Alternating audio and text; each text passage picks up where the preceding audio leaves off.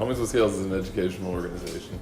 We like to think of ourselves as a community outreach, which gives people a chance to interact with animals that, one, they wouldn't usually get the chance to, and two, have a bit of a bad reputation.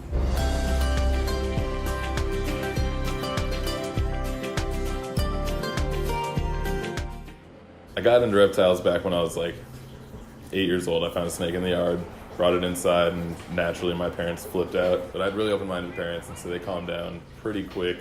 And they explained to me that if I was going to have a snake, I had to prove to them that, one, I knew everything about them, and two, I had to buy it for myself. It couldn't be a snake out of the yard. Before long, I was pretty well educated, definitely well educated enough to have my own like single pet snake. And that just blossomed to where like I got a couple more, and then I got a couple more, and then I took them to show and tell, and my friends just loved it. And before I knew it, I was getting invited to come and like show other schools and stuff. And then came up here and kind of fell out of it a little bit. I wasn't able to have anything when I lived in the dorm. My parents divorced, and my entire collection that I had as a teenager disappeared. And I was like, oh, I'll get another lizard. And then literally just me having a lizard and talking about like what I used to do, people started coming to me. They're like, hey, can you take in this snake that's sick? My close friends started to think it was kind of cool. And so like that was something that we could just bond over and like talk about lizards and stuff. And before I knew it, I just started taking in rescues. I was like, man, I got to share this again. I got to get out there and teach people and like come out and get involved. And it blossomed into what it is today.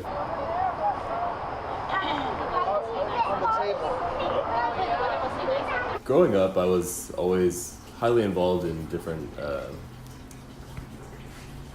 organizations that had to do with animals. I grew up on a farm in a small town, and so, I always had a different perspective on animals than most people did. Drake has been doing this since he was 8 years old, so I've known Drake for a very long time. And he was always getting out of class to be able to go do similar presentations to what we do in Homies with Scales at other schools. Drake introduced to me reptiles through, he had an iguana.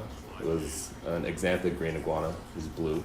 I really, really liked that iguana, liked to play with it. And so I was like, these are much more intelligent animals than people generally give them credit for.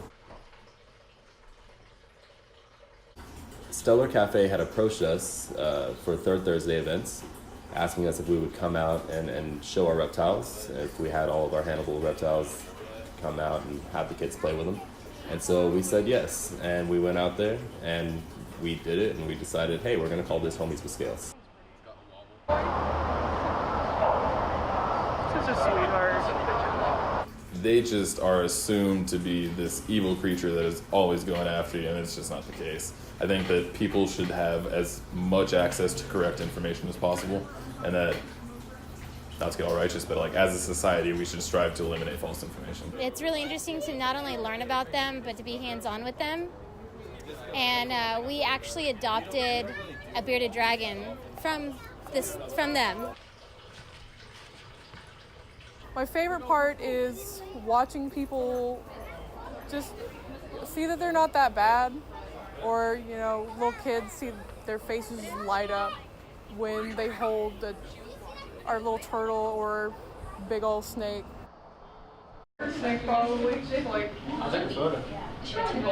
Whenever you start looking at the media and stuff like that, like if you go back to the first like old books, you get the Bible, and the like most evil thing is the serpent, and like it had its legs removed from it because it is the most evil thing, and it's going to trick you, and it's nothing out but to cause harm.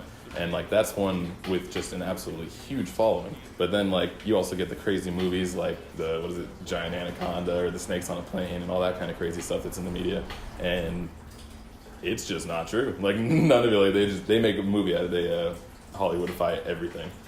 So it's definitely not helping. TV exposure, never show them as good people, never show them as good animals, like never a good situation with snakes, ever. Oh my god. And I feel like it's kind of sad because they're really, really nice.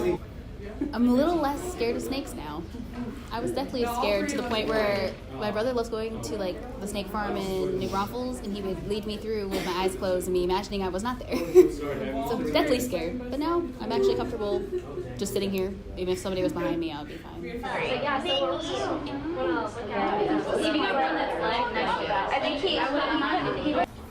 Whenever I see someone coming up and they're standing at the back and they don't want to walk up, or like they've even been there before and like never gave it a chance, and they finally like seeing them progress, get a little bit closer, and then like finally getting brave enough to touch one. That's my favorite part, is when I see someone who absolutely would not give it a chance, and we were able to give them to be a little bit more open-minded.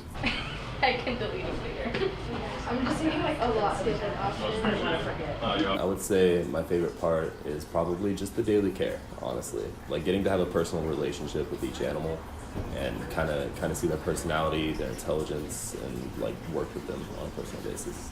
It's a completely different lifestyle than pretty much anyone else our age. I mean, we both wake up incredibly early. We have 8 a.m.s and things like that to get to, and we have to take care of the animals before that.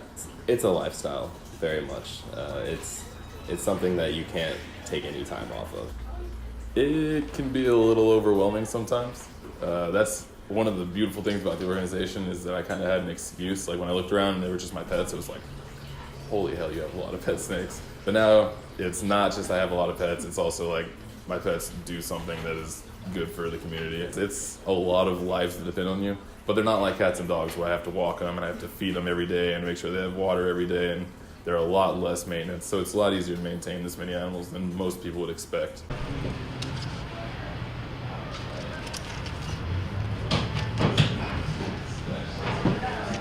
We've got a lot of big goals.